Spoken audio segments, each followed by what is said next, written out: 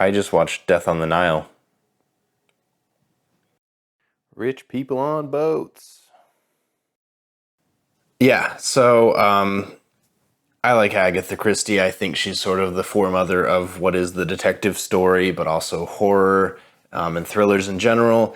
Her novels themselves, I think you could say dated, problematic, super racist at times. But yeah, she had a formula and, it was pulpy at the time. It remains pulpy, but a lot of it's still pretty decent though.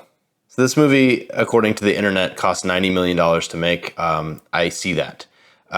Apparently Murder on the Orient Express, this is the sequel to, 55 million. That seems low. I don't even know if you can call these rehashes or sequels or reboots or anything because these books have been made into movies over and over again. This version with Kenneth Branagh and who's the director? It's Kenneth Branagh. So these Kenneth Branagh movies, who he directs, and he's also Hercule Poirot, a word I can't say. I think they're slick. I don't necessarily think they're the best version of these movies. I don't have an example though because I haven't watched most of them.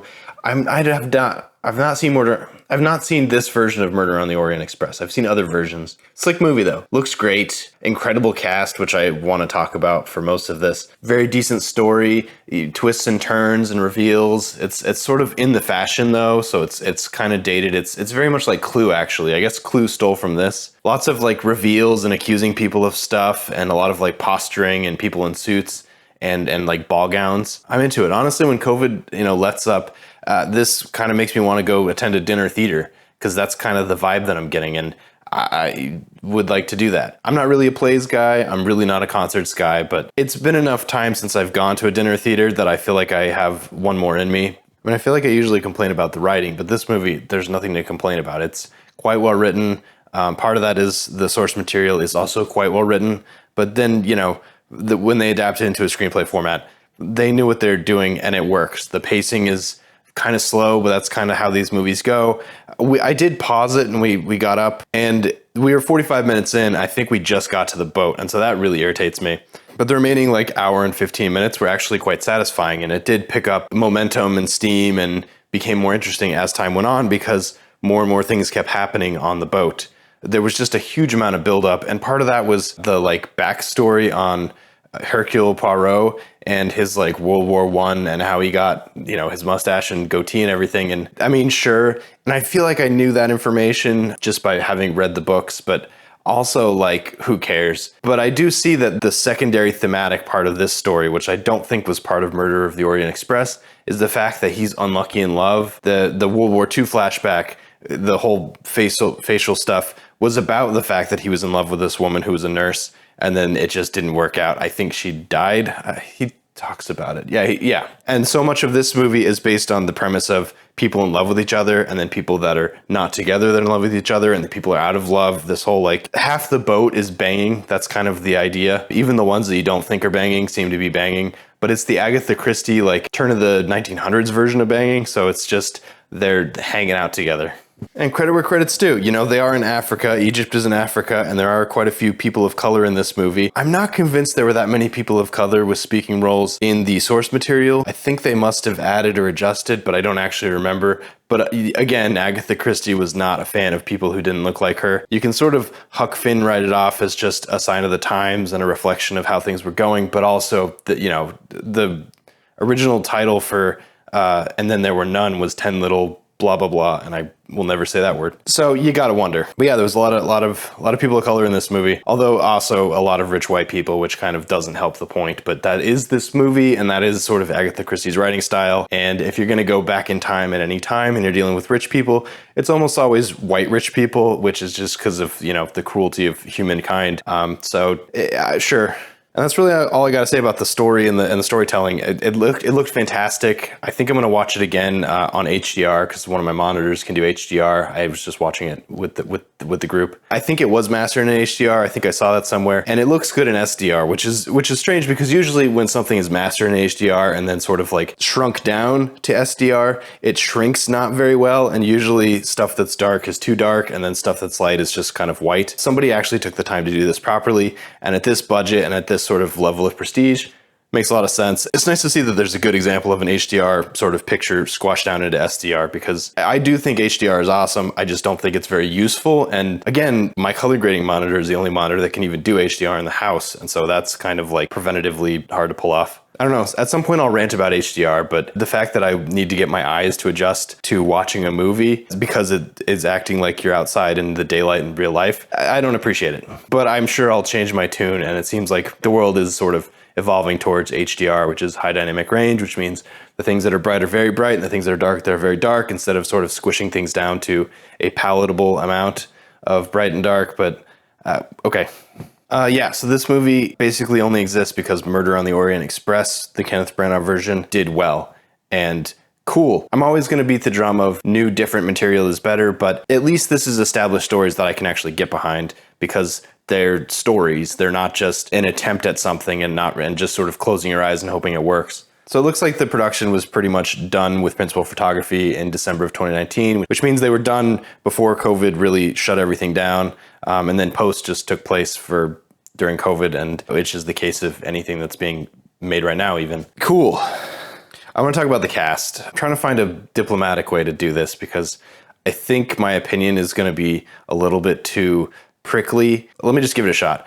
Acting. There's a real interesting situation that happens on any movie that has two actors in a scene together, and that is usually there's a stronger actor and then a less strong actor or a weaker actor. And I'm not talking about physical strength, I'm talking about the ability to act. And a good actor can sort of meet the ability of the other actor. It's sort of the military thing where you only march as fast as the slowest man, that kind of thing.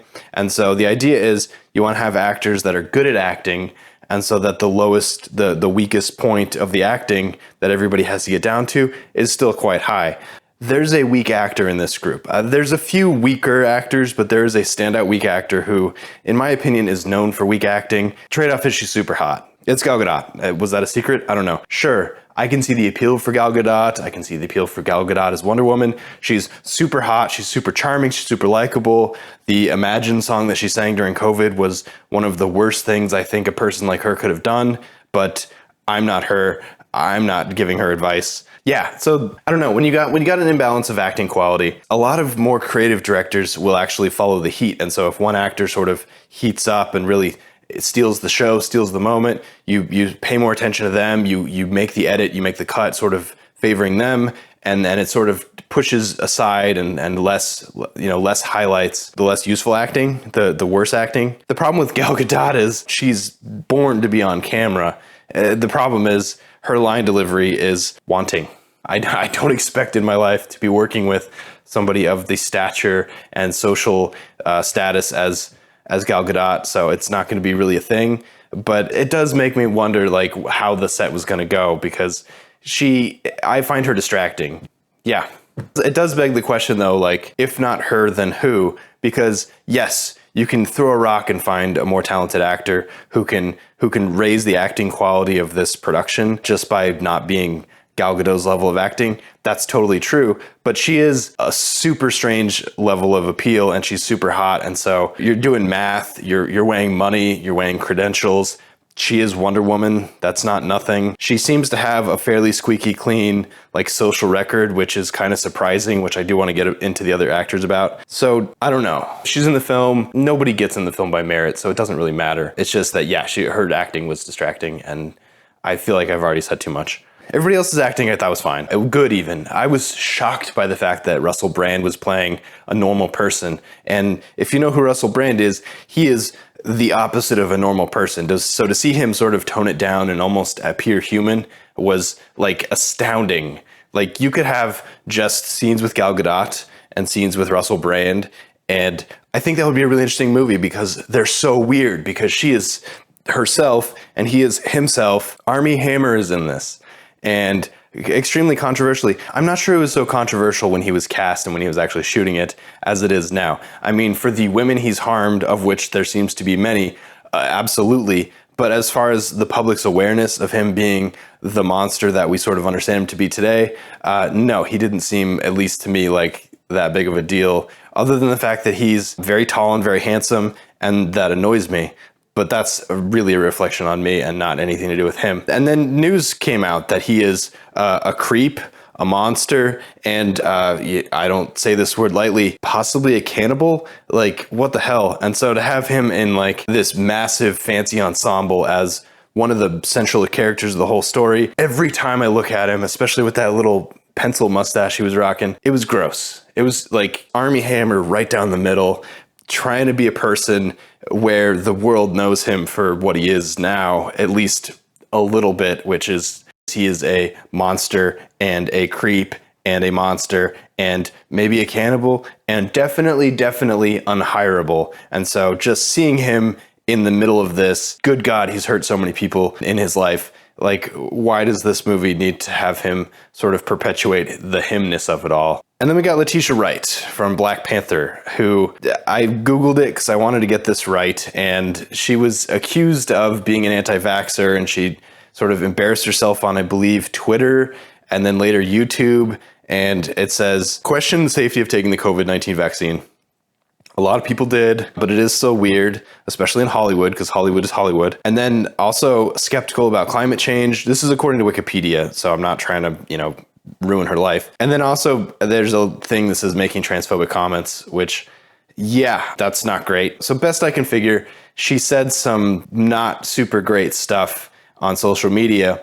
And then when the internet does what the internet does, she sort of, instead of trying to walk it back, tried to explain herself and then just got the hell off of social media, which I actually agree with. Guilty or not, bad person or not, good person or not, if the internet has decided they want to attack you, just get off of social media because there's no point. You're only hurting yourself. So she denies that on the new Black Panther movie, she was still pushing the anti-vax stuff. For the sake of argument, I'm gonna take her word for it and just say she's bad at being on the internet and being famous. And when you're in the Marvel movies franchises, you're extremely famous, and so I can see where you could stumble, but I don't know. Jury's out on her. Just to reiterate, the actors in this, Gal Gadot is Gal Gadot. We got Armie Hammer, who is a monster. We got Letitia Wright, who is controversial, and then we got Russell Brand, who is, I don't know, plutonium for good publicity, because sometimes he's just a regular person, which it seems like he was this time. And sometimes he shows up as Osama bin Laden on September 12th, 2001 on his MTV show.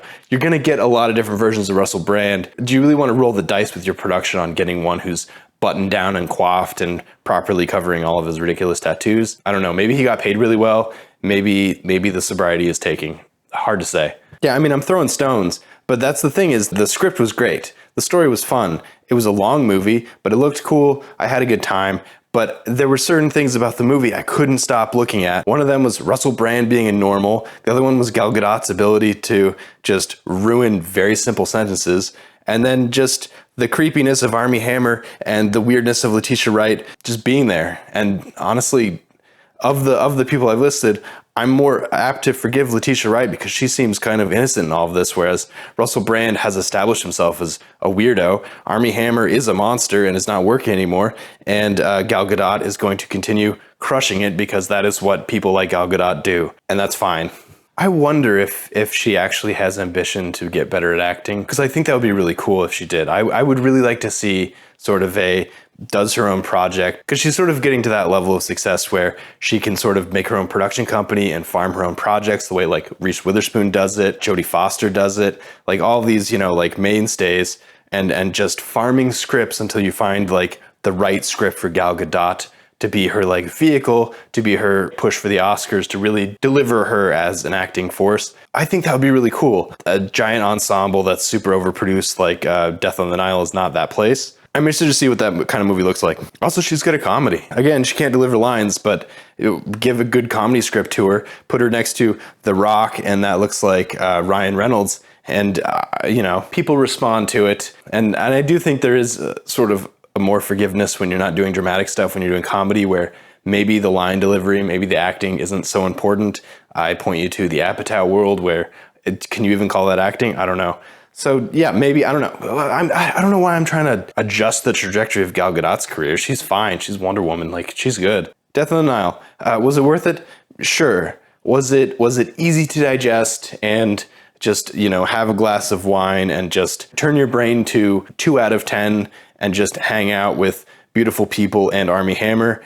Sure. And that's kind of what this movie is. Is it going to get the next movie in the franchise, Death in the Alps? I don't know. Let's see what the next... So the next one would be Appointment with Death, which I don't think I've read. Sure. And as long as Kenneth Branagh keeps doing good for Agatha Christie's people, he might be doing this forever. And we'll get in a whole nother ensemble next time. And I am fascinated as to who would get cast in the next movie, because now, you know, 55 million for the first time, 90 million for the second time. I think it's probably closer to 180, but that's fine. Call it 200 million next time. Maybe The Rock is going to really put in a great ensemble moment in a hard-boiled Agatha Christie thing. I think that would be fun. I don't know. I'm fascinated by these giant sort of like hoity-toity ensembles. I think of Steven Soderbergh when I think about this too, or even the James Bond movies, where it's just the property is almost bigger than the actors that are in it, but then the actors, you know, this is like one of their summit jobs, to get these giant like ensembles where you're acting with these thespians, but also like, again, Miss World 2007 or whatever she was. Hollywood is weird, I guess is the answer to that. Should you go see Death on the Nile?